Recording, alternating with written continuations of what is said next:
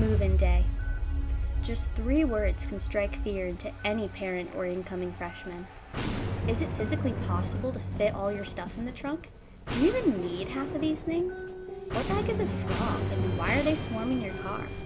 Move-in day is definitely a daunting experience, especially when you have no idea what to expect. Luckily for you, I made this video.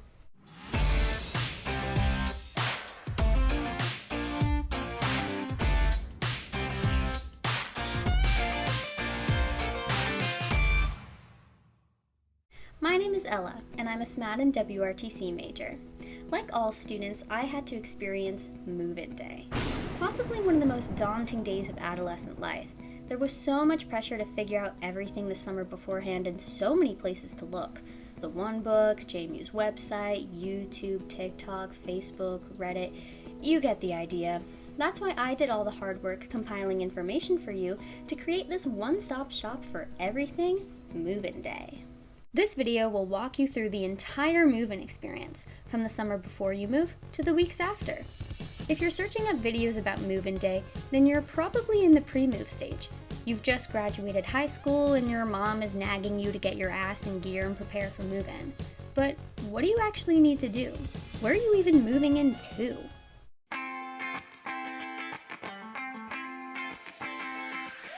Quick overview of some dorm terms. Most dorms house 2 people, but some will temporarily or permanently house 3. Those are called triples.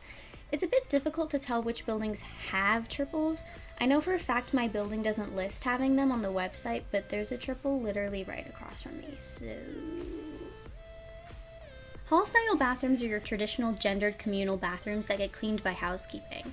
Students in suite-style dorms share a bathroom with one other pair of roommates, and the 2 rooms are jointly responsible for cleaning the bathroom. And pod style has the sink, toilet, shower, etc. all rolled up into one little co-ed room that's cleaned by housekeeping. All of the buildings should have kitchens, study lounges, vending machines, laundry, internet, etc. Some of the dorms have air conditioning and some don't. Some have cinder block walls, which use poster putty or command strips, and some have drywall, which use push pins or thumbtacks. I'll walk you through the specifics. I also made a chart. As a first year, you're required to live on campus for the whole year, with some exceptions, but you probably know who you are. In total, there are 6 different areas with 27 different residence halls. Apartments on Grace are for upperclassmen, so we'll get rid of those. Bluestone and Hillside are on main campus, Skyline is over on East, and the Lake and the Village are sorta in the middle. We'll start over on main campus in Bluestone. Yes, I walked to every single dorm on campus, and yes, I went up to multiple strangers in each area to ask them questions. I did it all in one day. It took 5 hours. My legs hurt after. Professor Hickman, please give me an A. The Bluestone residence halls are located along the side of the quad, right in the heart of main campus.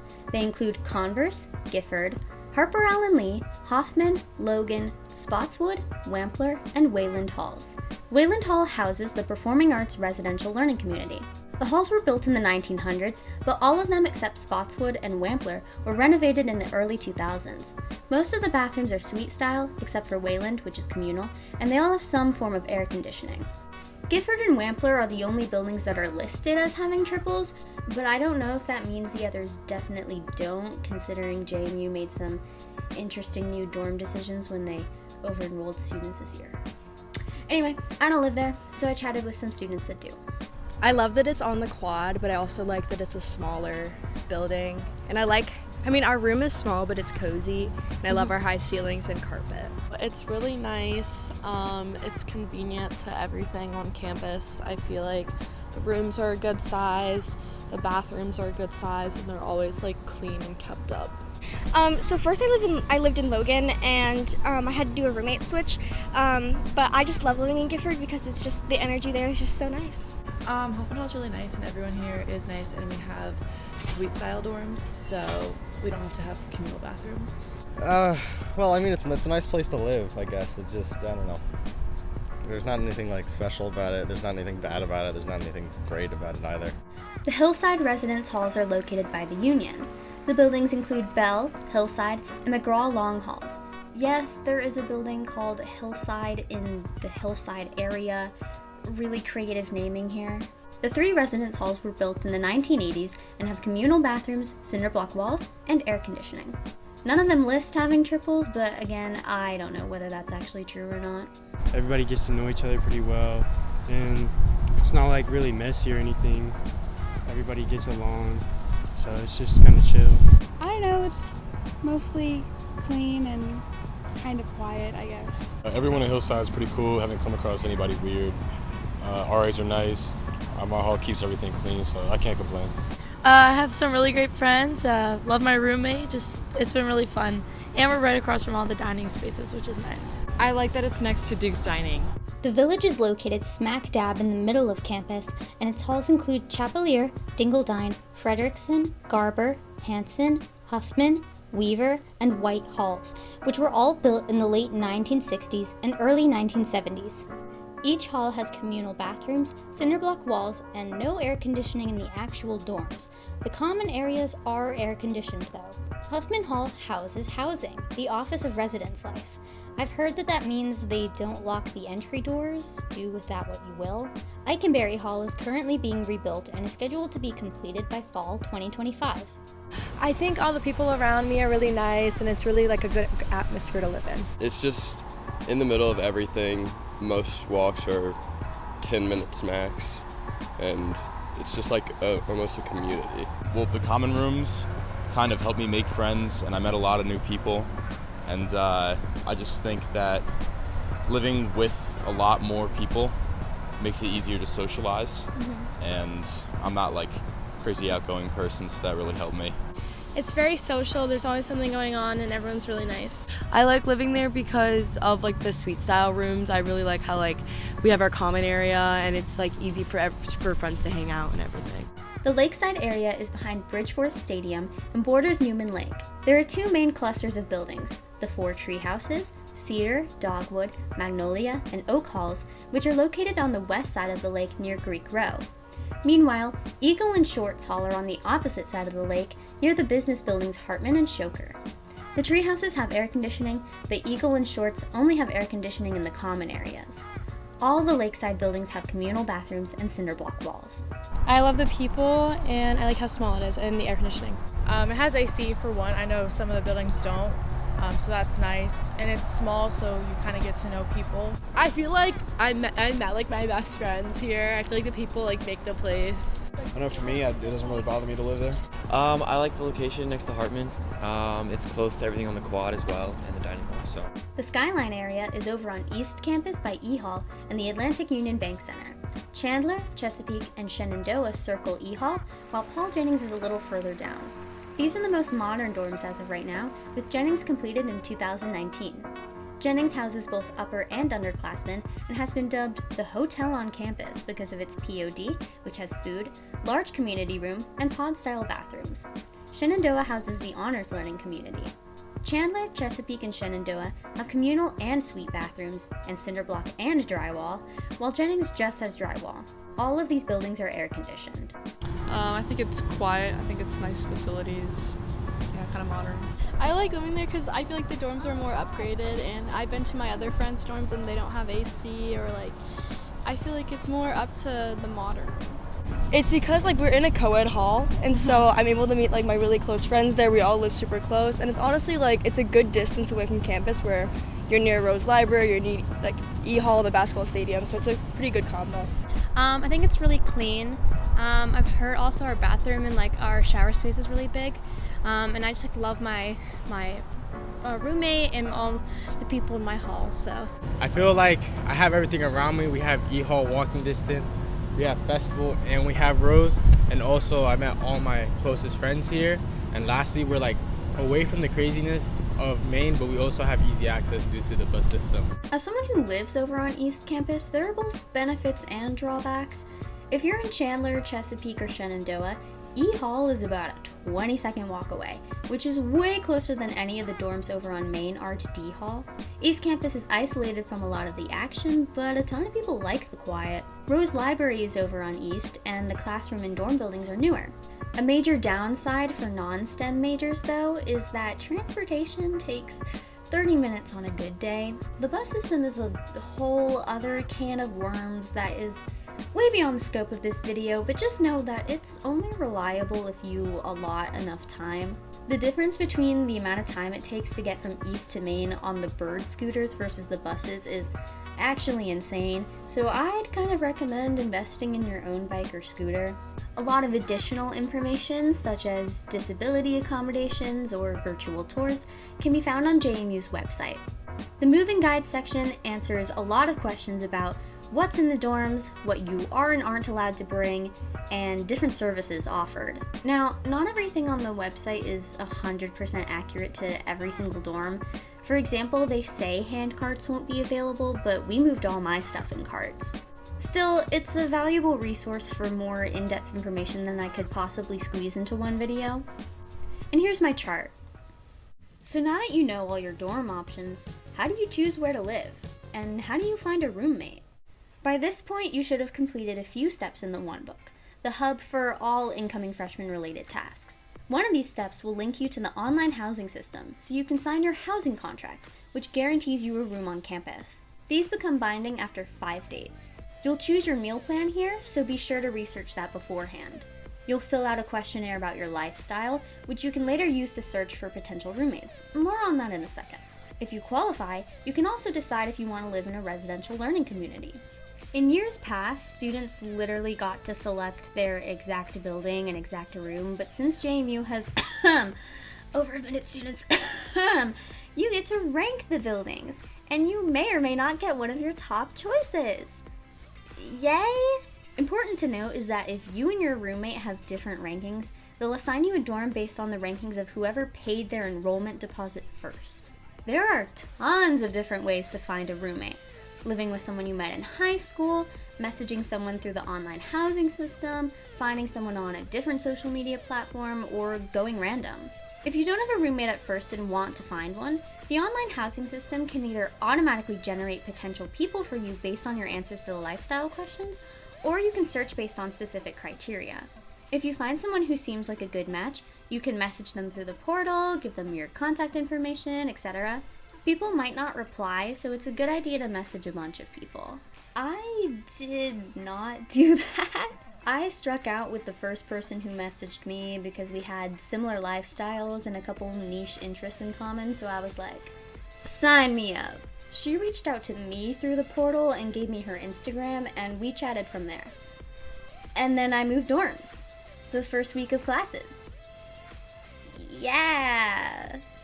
Unrelated pro tip, ask your roommate if they snore before you move in together. Now, obviously, I'm just one person with one experience, and a very unique experience at that, so I talked to a few people about how they found their roommates. So how did you find your roommate? Well, I decided to random room the first time, and I got like the message like trying to contact her and stuff, but she wasn't responding to any of my messages. I found my roommate on the JMU Find a Roommate service. Me and my roommate met online. We started talking on Instagram, and then we talked for about like 3 months. The big story that I've been told is stuff that can happen in colleges is something just called ghosting, and it's kind of a lot like normal ghosting with like friends where someone just doesn't show up. It's a thing that happens where the students just kind of don't show up to the university, which is really strange, but apparently very common. I found her on the roommate like portal site for JMU. So after that all happened, I found out that I now had an empty roommate, so anyone who kind of needed to swap out could come and room with me, and I was totally okay with that. I went online and answered the list of questions, and then ended up choosing a person that was relatively having the same preferences as me. So I was given a very ominous email basically saying like, this is the name of the person who is possibly going to room with you. You have to contact them and stage a meeting within 24 hours or something very bad's going to happen to like you and your family. And I was really scared. Okay. We first messaged on the housing system, and then we switched to Instagram because it was easier. My roommate and I went to high school together. I was talking to my friends and I was like, I don't know, like what if I don't like her? And they're like, no, Emily, this could be our new best friend. And lo and behold, she was. Because, it's me. Oh. Whenever I got accepted into JMU, she got in like a couple months after me, and her dad went in the portal and accepted the decision for her, and then she just came and she's like, we're roommates now, and yeah, that's pretty much how it happened. That's actually crazy. What the fuck? Okay. How's it working out for you? No roommate. It's working out good. Josh is a good roommate. It's good. Yeah, she's like a pretty good roommate. We talked about a bunch of like roommate agreement stuff way before we like roomed together, so. Since we're super close friends, we're very much like, we can go through each other's things without any issues. Like, I'll go through her closet, she'll go through my closet. Him and I are like kind of friends, but not like best friends, which is kind of what I would want. We have a good living situation. It's working out pretty good. I mean, we haven't had any issues, which is great, and she's exactly how she was online. And she didn't like change her whole entire personality, which would have been low-key toxic. If I had it my way, I'd probably be going to bed a couple hours later, but I guess it forces me to be a better student. And she's very organized, and it almost like guilt trips me into being very organized. Just because she keeps it a little cooler, and like, I'm always cold, so I'd like it a little hotter, but that is about it, just the temperature. I don't know, it's nice to have someone that like you're on like the same wavelength, and you're kind of like, we're ready to be chatty, and also like we're ready to kind of just like have like our parallel play. What kind of things did you consider when choosing your roommate? Well, she actually asked most of the questions, but bedtime, room temperature was a huge one. The first thing I kind of considered was how often they'd be out, like if they'd be partying. It's like I didn't want her to be like I don't drink or smoke, I'm pretty religious, so I didn't want her to be coming over with guys every night and like smoking in the room and drinking in the room and going out until midnight and being locked out of the room. Like, we kind of discussed that stuff beforehand, and it helps for sure. After that, it was just kind of the other basic things that were on the housing form, which were like sleep time, temperature, kind of things like that. Josh and I actually disagreed on a couple of those things, but it seems we've ended up working it out. And study times, who we're bringing back to the room. My biggest thing is I just wanted someone who kind of was willing to meet me in the middle for that kind of stuff. And otherwise, I guess I would just say a person that I can just get along with and talk to if I need them, but I'm not going to be too overly involved with, because I feel like your best friend shouldn't be a roommate. I also wanted someone I'd be friends with, so I was looking for people who kind of were like-minded, had similar vibes as me. Even though it didn't work out the first time, I feel like I got like the perfect fit for like a freshman roommate, because they're very fun and like outgoing, but also very reserved, and it's like a really good balance for me. I'm the perfect freshman roommate. Crying behind the camera right now. Above all else, finding someone who is considerate and respectful of your shared space is the most important. But ideally, you'd like to find someone who has some lifestyle similarities. You can ask when they go to sleep and when they wake up. And if they wake up earlier than you, are they quiet in the mornings? What's their opinion on guests, particularly having people stay overnight? Are they going out to drink every night or staying in? What do they need to sleep? Noise, a fan, total darkness, or a little light? How often do they clean? And how much stuff do they plan on bringing? What temperature would they set the room to? Do they have any allergies? Are they looking for their new best friend or just someone they can coexist peacefully with? It's a lot to consider, but remember, not everything has to match up. Not everything is going to match up. Prioritize things that are non-negotiable, and if you can find someone nice, everything else can be worked out. And worst case scenario, you can move rooms after the first 2 weeks. Or the first day of classes if you're like me and had a dire situation. Once you've found someone to room with, you need to make a roommate group and invite that person. My roommate was the one who made the group, so I don't personally know how to do it, but I do know that it's through the online housing portal, and I would imagine it's fairly intuitive. Just remember to accept the invite or have them accept it. Oh look, our housing assignment came in. JMU will notify you over email when you've been assigned housing. For me, it was early August. You can see the full assignment in My Madison by going to Student, Student Center, and scrolling all the way down.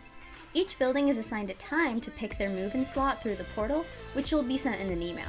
I recommend coordinating with your roommate to move in at different times, at least a couple hours apart so you're not both crammed into the room.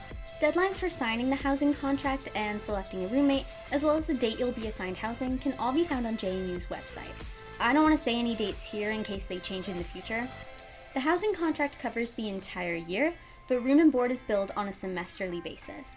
Meal plans are also billed per semester, but the meal plan that you select only lasts a semester, so you can adjust later if needed. You've got the room, but what about the stuff? What do you need and not need? What can you bring and not bring? Step right up to play, leave that shit at home. Pop all the balloons with items banned from the dorms in order to win the top prize, knowledge, and not getting fined.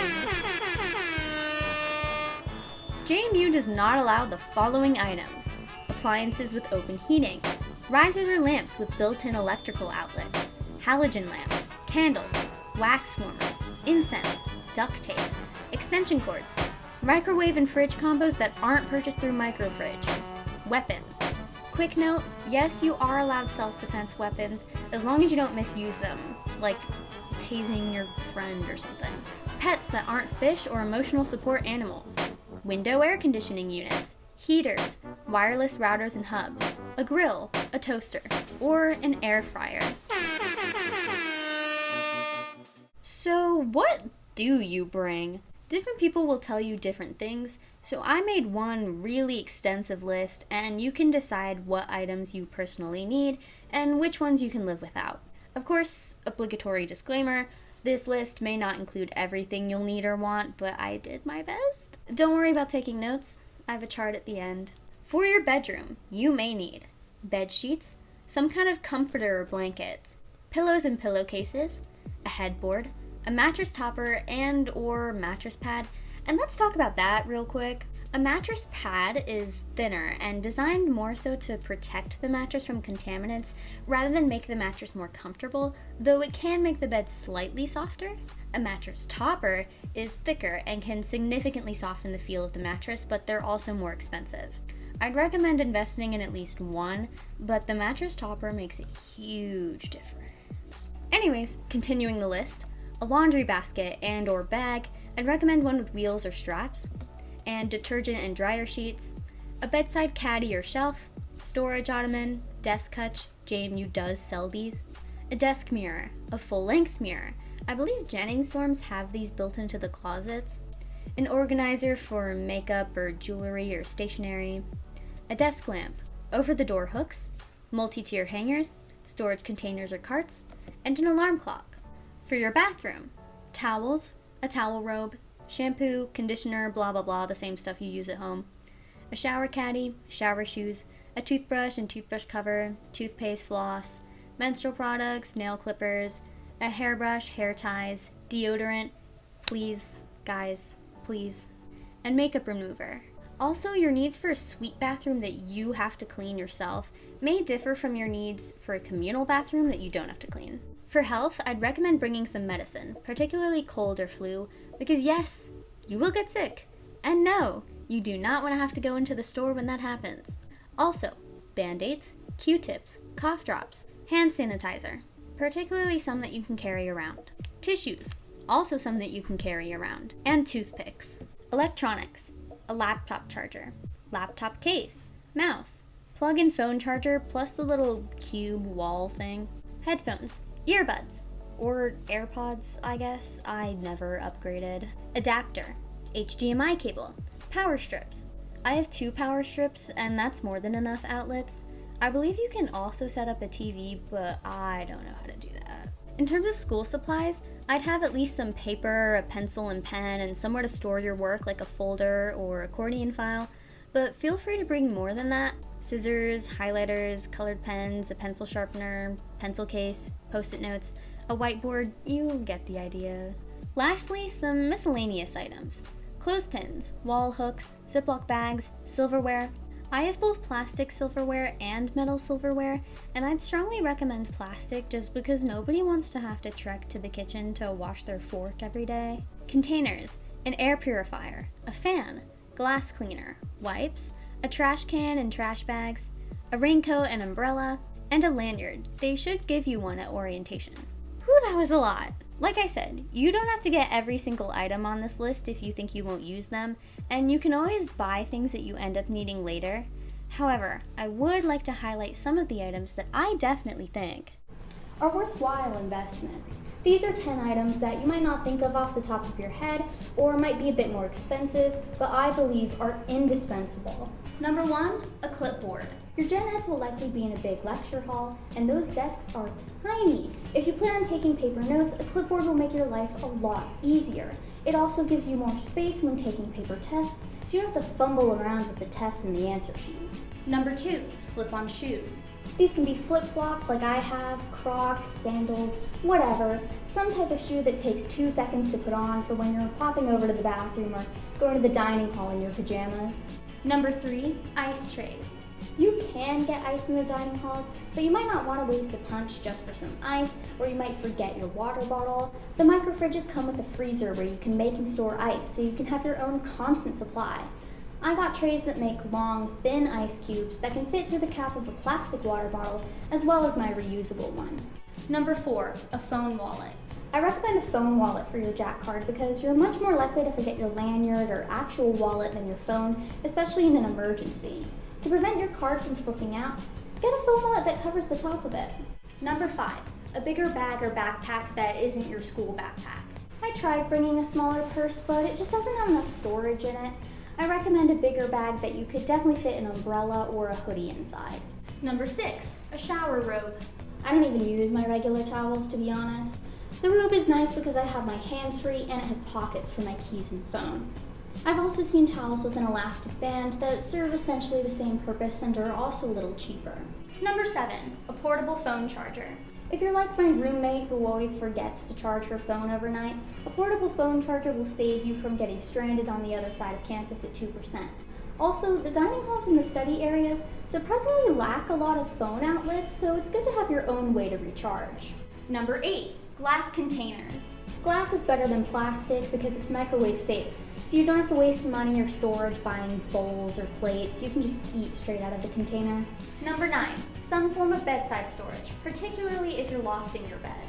Nobody wants to climb up and down every time they need their water bottle or their glasses case. I have a railing that has pockets, a shelf that's attached to my bed, and a tall shelf.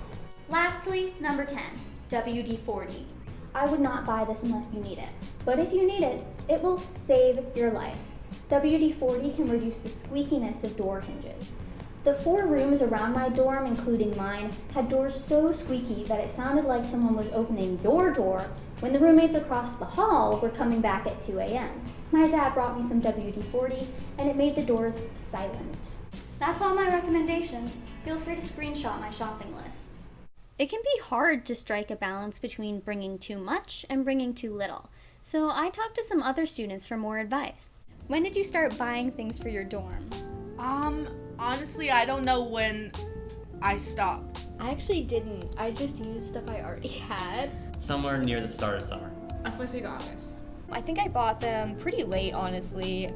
August or late July. Like maybe a week before I got like new sheets and like some decorative stuff, but mainly I like wanted it to feel like home, so I just brought stuff I already had. Did you bring too much, too little, or just enough? I brought way too little. I had to go back home and get a ton more stuff in like an extra duffel bag. Maybe too little. I'm lucky enough to live really close by, like 30 minutes away, so I could go home and grab things. Not too much, not too zany, not too like out there. I'm a minimalist.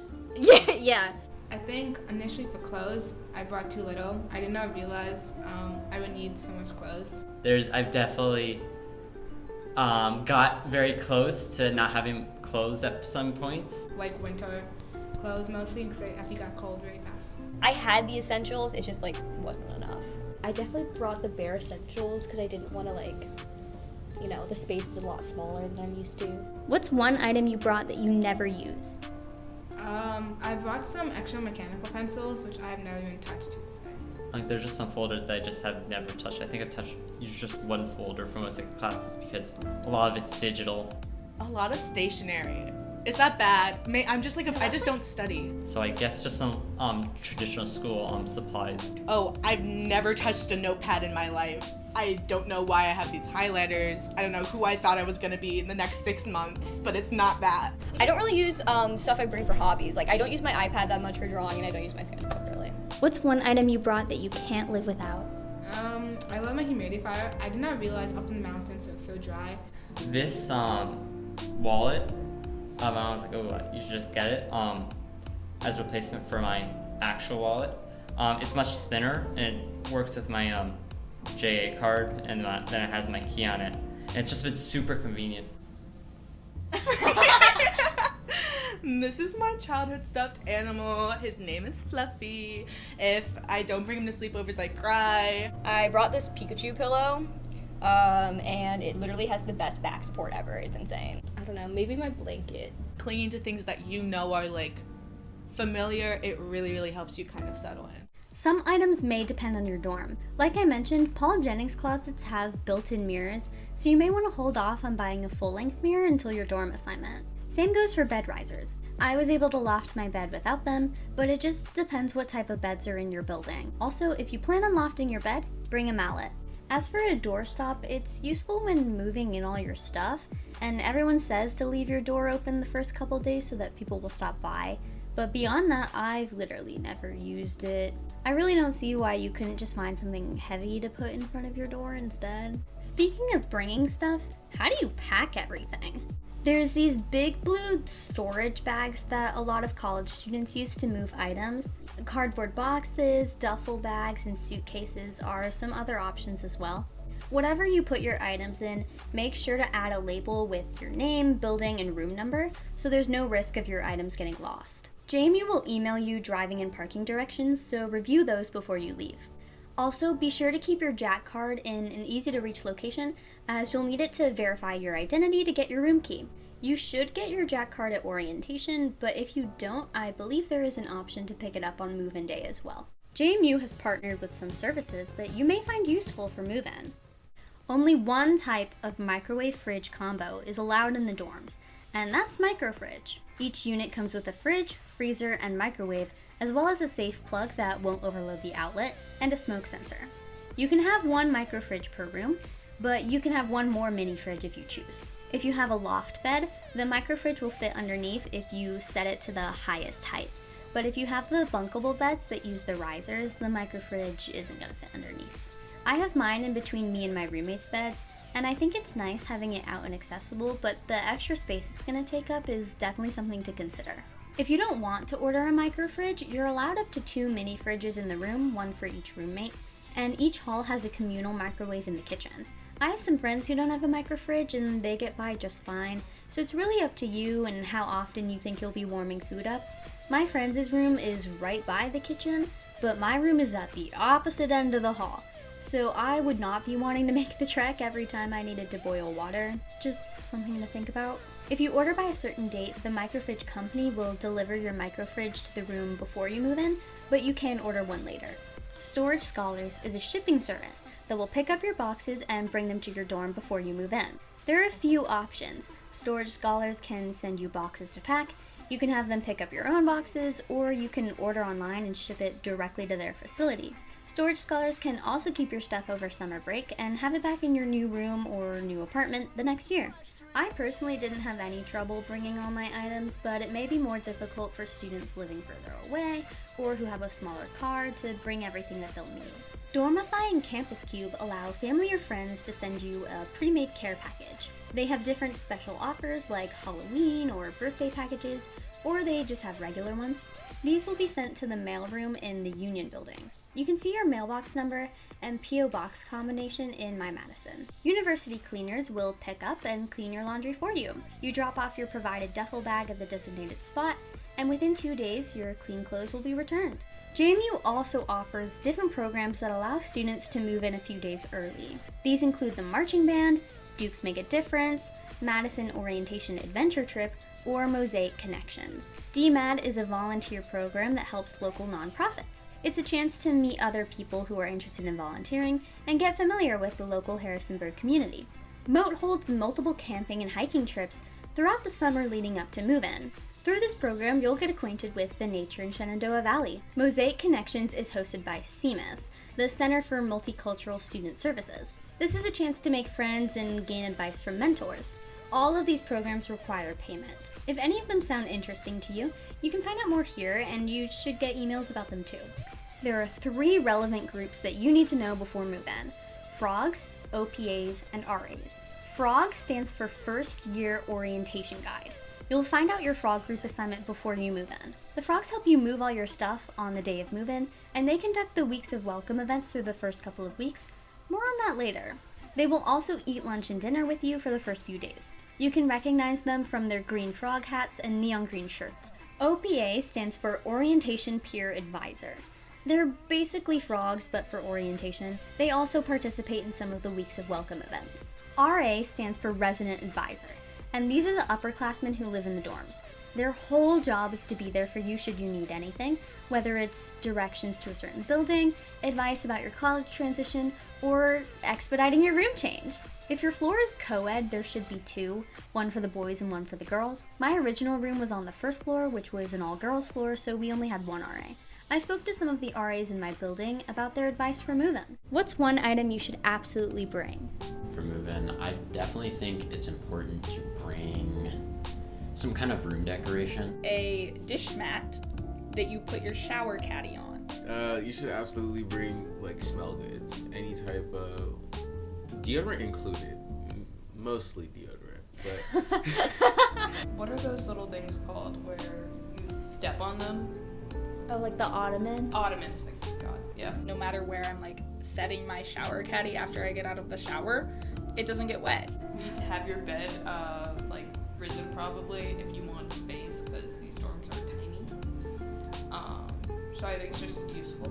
My room was really bare, and it didn't really feel like a room. Like it just kind of felt like a room. It didn't really feel like my room. So I think that having some personalized decoration really helps to make it feel more like home.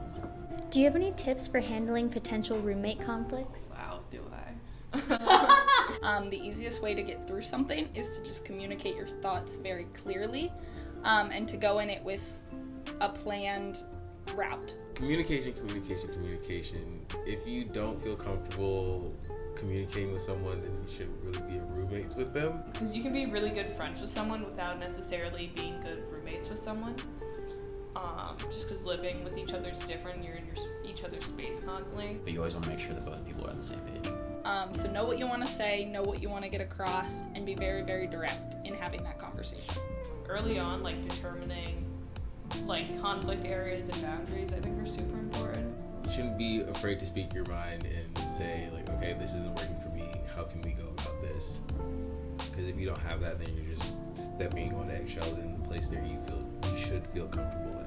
And most issues can generally be fixed with just talking them out with each other. You should definitely work it out with your roommate first. Make sure that you guys both know the problem. Worst comes to worst, you can get an RA involved. We'll help out. Yeah. Like I did. Yeah. Yeah. Go to your hall director and you can just get some kind of mediation and get everything sorted out. Can you give one piece of advice to incoming freshmen? So my biggest piece of advice to incoming freshmen is to join clubs. It doesn't matter what it is, it doesn't matter what it's for. It can be Greek life, it can be a club, like a small club. Keep yourself inside all times. You're gonna miss out on the freedom that is college. I remember my freshman year last year, the number one thing that stopped me from having a good time for the first like 2-3 weeks-ish was that I was just in my room and I was like doing homework, or I wasn't like going anywhere, I was just getting meals and doing work. JMU has over 600 clubs, so there is definitely something for every single student on campus. And then once I started going to UREC and making more friends and meeting new people, I started doing intramural sports. That helped a lot because I was actually doing something and not just sitting around in my new environment. And getting involved is the best way to make JMU your home. Be open to more experiences. Learn how you should learn in college because it's a bit different than high school. That is the positive of the college experience, is that you get to figure out who you are. And it's kind of like, just becoming acquainted with adulthood where you have to figure out how to do things on your own. So figure out how you can learn best. At long last, we've gotten through the logistics, but that's just information. What does move-in day actually look like? In this section, I'll recount my move-in experience and show you some videos of what my day looked like.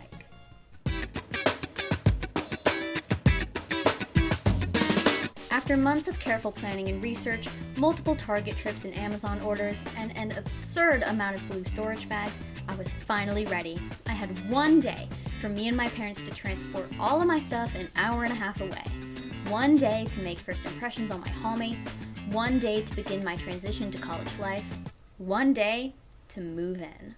But before I talk about all that, I'd like to give a very brief disclaimer that I am recounting my experience and feelings from the first day I moved in, which may not necessarily reflect how I feel about college now. Move-in is a big change, so it's no wonder I and a bunch of other people found it overwhelming. But that doesn't mean that I'm saying college sucks and you should drop out now. It just means that there's a bit of an adjustment period. Anyways, I moved into my Skyline dorm on Friday, August 16th at 11 a.m.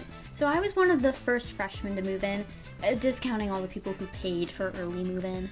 As soon as I finally made up my mind to go to JMU, my mom was in panic mode. Ella, all the good stuff is gonna get bought out if we don't get our shit together right now. Ella, you need to be researching all things JMU or you're gonna die out in Harrisonburg. Ella, why aren't you in Target buying college stuff right now? Go, go, go! Love you, Mom. I turned to really reliable sources like TikTok and Reddit for advice on what I should buy. At least half the stuff I brought were things that I already had at home, but I did rack up an impressive amount of college shit that we just stuffed into the corner of the dining room. I also didn't bring that much decor when I first moved in because I figured I could worry about that later. I didn't decorate my original dorm very much, but my new roommate is an over-decorator. I took that as a personal challenge. They had an event during weeks of welcome called Poster Invasion where I bought all my decor. In the days leading up to move-in, we packed my stuff into these big blue storage bags. I also stuffed a bunch of my things in my backpack and my purse. For my clothes, my mom saw someone recommend that you hang up all your clothes and cover them with trash bags, then poke a hole through the top and stick the hangers through. It was nice because I could hang my stuff in my closet immediately so it was out of the way. My room still looks pretty full though. Probably wouldn't be able to tell I was leaving if not for all that. My parents were staying in Harrisonburg the whole weekend, so my grandma came up the day before I moved in to watch my sisters, and she insisted on buying me a candy stash. Will you miss Ella? No. Moving in tomorrow. And before I knew it, the day arrived. I spent the entirety of my senior year in summer dreading moving into a dorm. I thought that I would hate living with someone else and that it would be super gross and awful. But when I woke up on move-in day, I learned my first lesson of college. You can't predict shit. I woke up more excited than I'd ever felt in my life. I had this huge smile on my face as we loaded all my stuff into the car. Yeah! Oh. That's okay, actually it'd be much worse if you were crying. We were off. The drive there was very smooth and super pretty.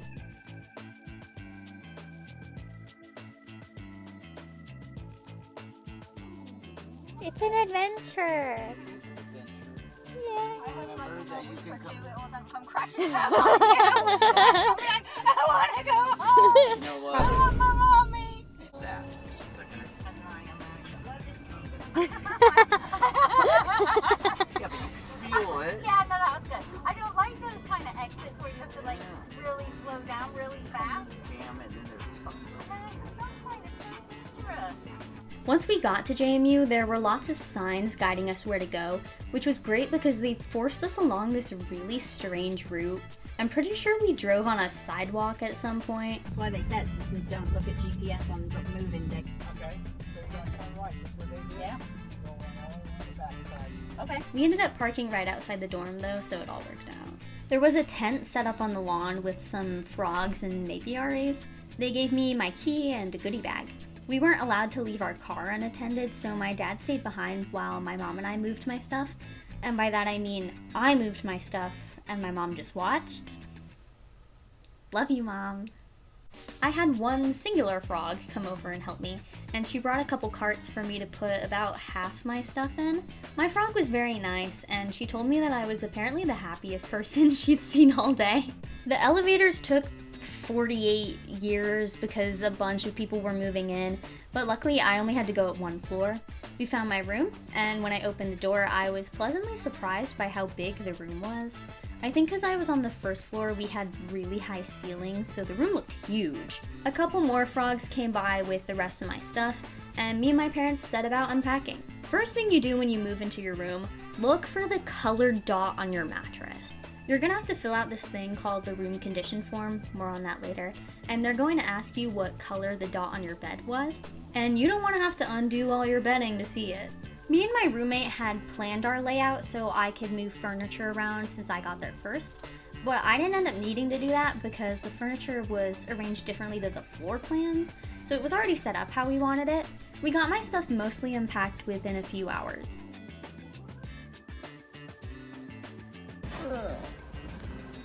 My bed is more comfortable here than at home. I don't even want to go home anymore. Bye. I gotta go down one, right? If you're going in the elevator, yeah.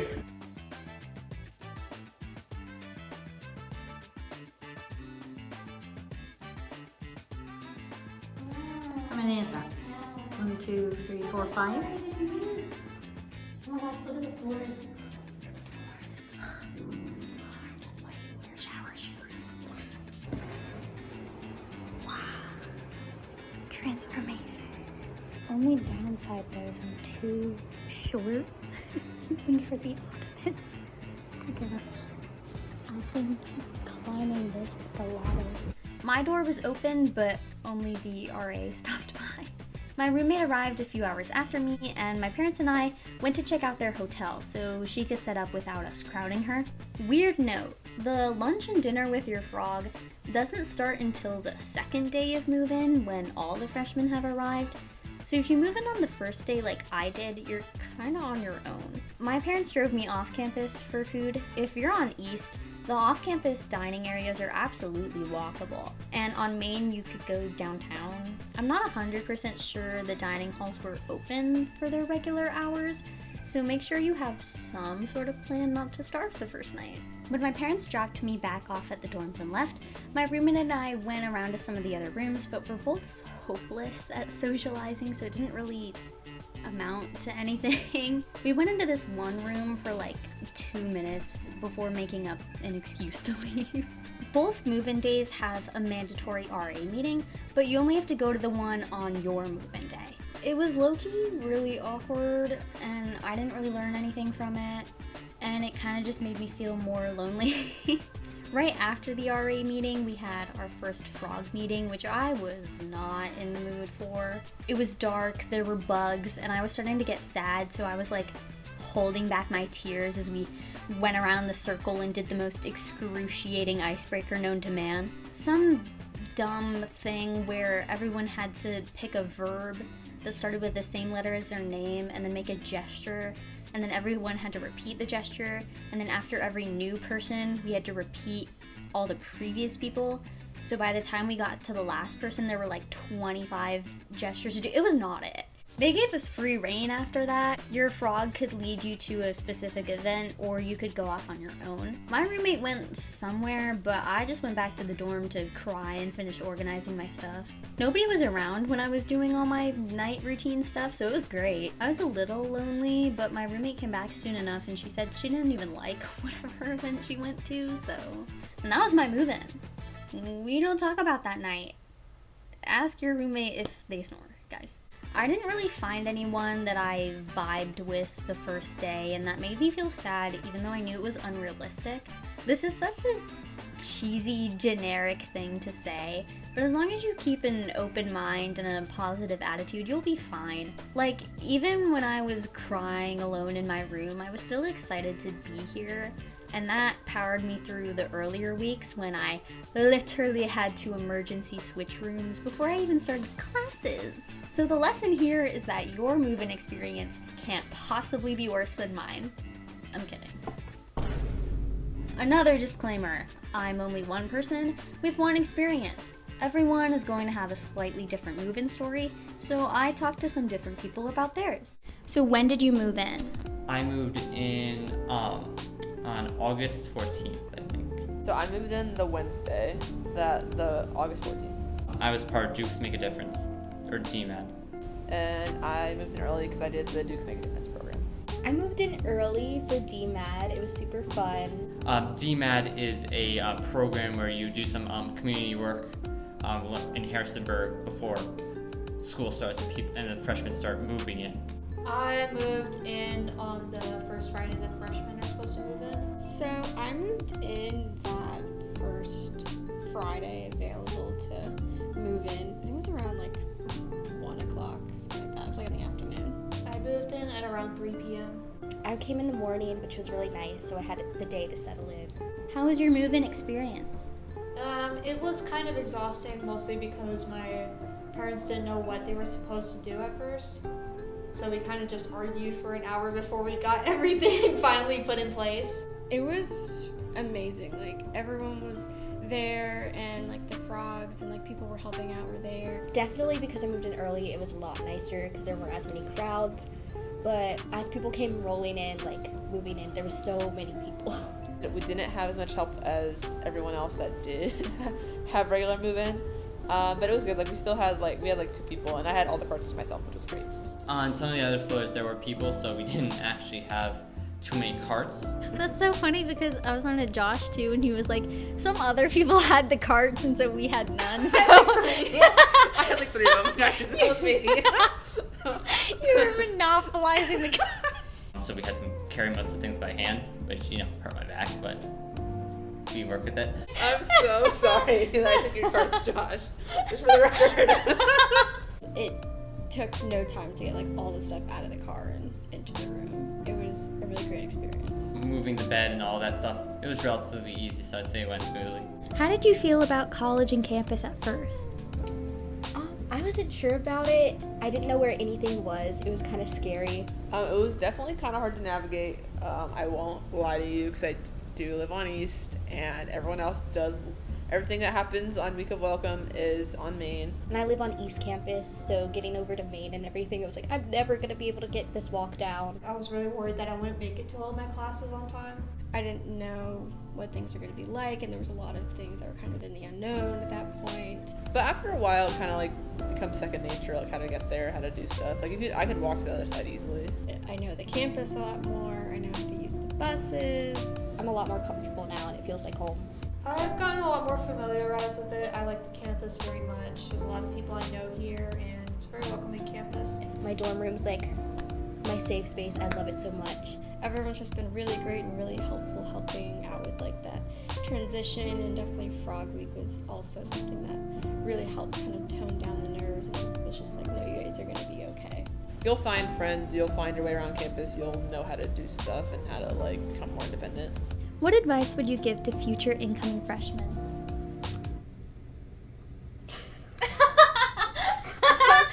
Don't show up is what Nessie said. No, I know it's like really scary and you kind of just wanted to stay pulled up in your room, but just going out and like doing like activities with like your frog group, and even if you don't go to all of them, just go to some of them, and you'll, even if you never see these people again, you're gonna have so much fun. It'll just help alleviate a lot of the anxiety that you'll have.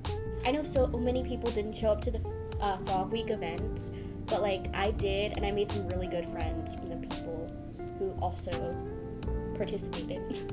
I would say to make the most out of what you could do here, there's just so many opportunities. Join stuff. Don't limit yourself to just like, I want to join one club and that's it, and those are my only friends, or I'm going to stay in my room all day, I'm not going to talk to anyone in my hall. My closest friends right now are people that live in the same building as me. I would say try to talk to as many people as possible. It can be awkward at first, but once you remember that everybody is going to be awkward like that at first, it makes it a lot easier to talk. So. And just remember to make the most out of your education as well. Unfortunately, putting all your stuff in the room isn't the end of move-in. There's some things you'll need to do after. Whether you're moving into a dorm or a new apartment, you'll have to fill out some kind of questionnaire that gives you the chance to document any damages. This is known as the room condition form, which can be found in My Madison at the bottom of the Student Center. It's not in mine because I filled it out already, but it should be there for you. Like I said, make sure you remember what color dot was on your mattress. I guess you could just lie if you don't remember. I don't know if there's consequences for filling it out wrong. You'll have to rate the different areas of your dorm, like the walls or the floor, for quality, and there's a space to list specific damage. I still recommend taking photos of anything just in case. You'll have 5 days after you move in to fill out the form. Another important thing you'll probably want to do as soon as possible is set up your Wi-Fi. JMU uses MyResNet through Apogee as its internet provider. There is a network called MyResNet Start Here, which will automatically bring you to the setup website. You should type in the address jmu.apogee.us and enter your JMU credentials to create an account. From there, you'll be given a password for the network, MyResNet 5G. You can change your password, but to be honest, I never did because I never had to re-log in. JMU has written out all these steps for you if you forget. The classroom buildings use a different Wi-Fi network. This network is called JMU Official Wireless. Your account name and password is your EID and whatever your EID password is. It's the same stuff you use to log into My Madison. If you don't see this network when you move in, don't panic, it's not available in the dorms. It'll pop up once you get into the classrooms, the libraries, or the dining halls. Those are the only things you'll have to worry about after moving in. Oh, aside from like making friends and finding your way around campus and going to classes and making friends. Luckily, JMU knows the social transition from high school to college can be difficult, and as such, they've organized a series of events known as Weeks of Welcome.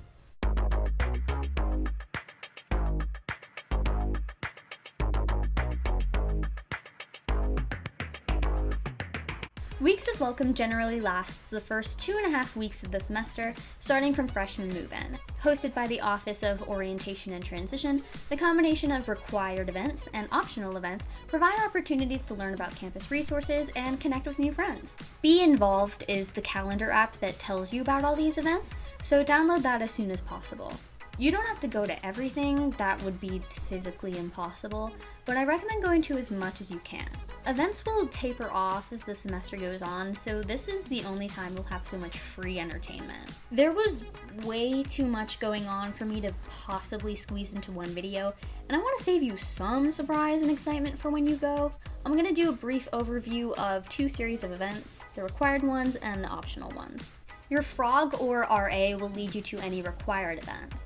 The New Student Convocation is held in the Atlantic Union Bank Center over on East, and it's a bunch of important staff talking to you.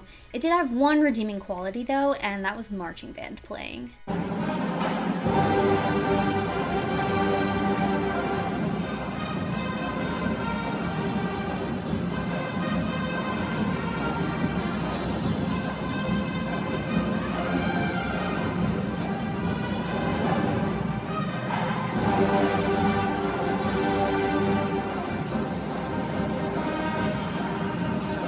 Dukes Unleashed is kind of required.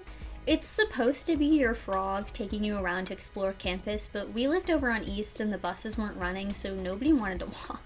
My frog brought us to see the Arboretum instead, and then it started raining, so we retreated to the dorm and did some lame set 3 goals for yourself activity. Alright, well, look at the baby duck right there.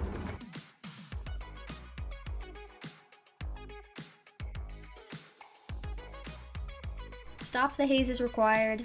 It's early in the morning. Nobody wants to be there. Nobody pays attention, but you have to sit through it or else you can't join any student organizations. And I mean any, it's not just Greek life.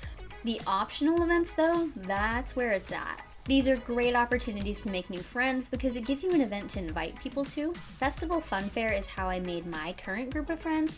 The 2 girls across the hall from me and my roommate happened to stop by when we had our door open, and we coordinated with them to go to the fair. Playfair was a fun but strange event. It was held in Bridgeforth Stadium late at night, so bug spray, guys. You got to run through a tunnel of frogs, and then it was like weird socializing prompts.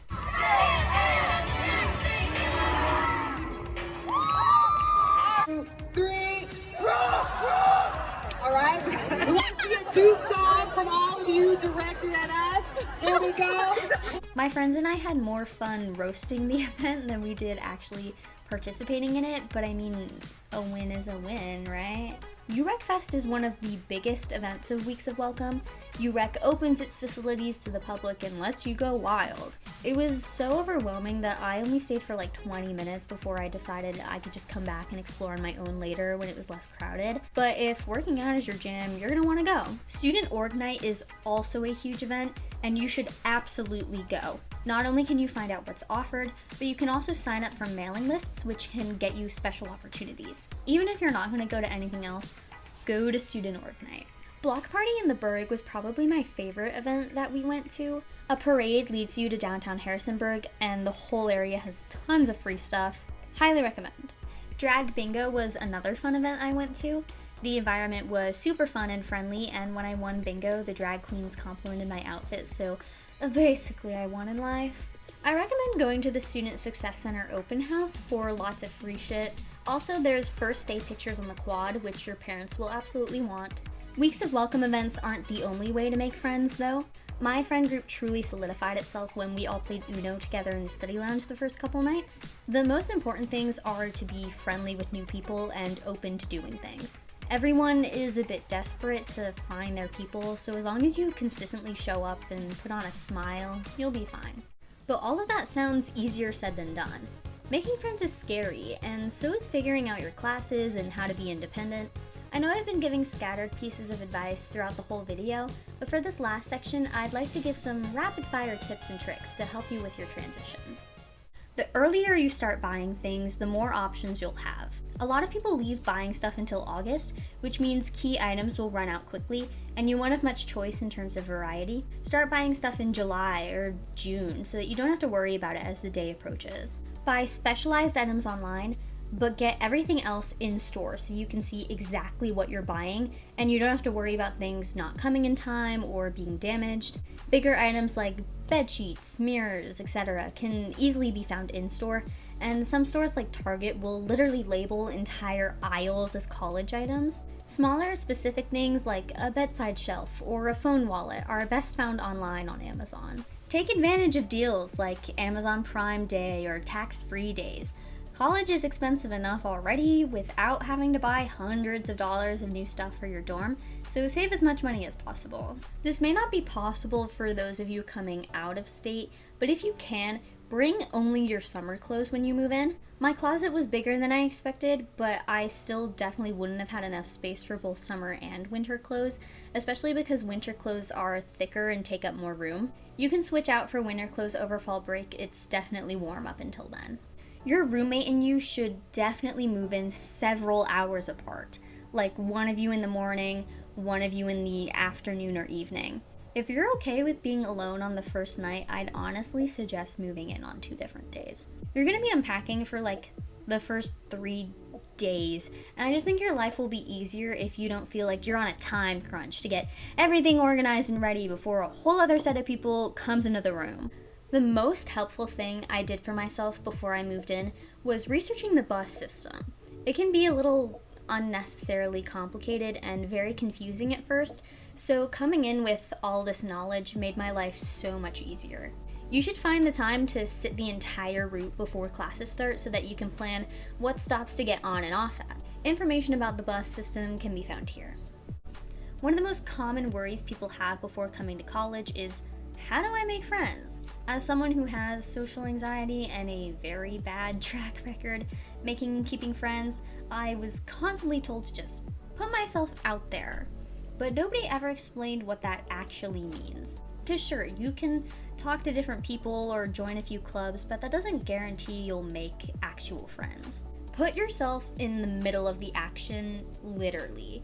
I tend to sit along the outskirts or in a corner or behind people. Don't do that. People are gonna forget you're there and people aren't gonna turn around to talk to you.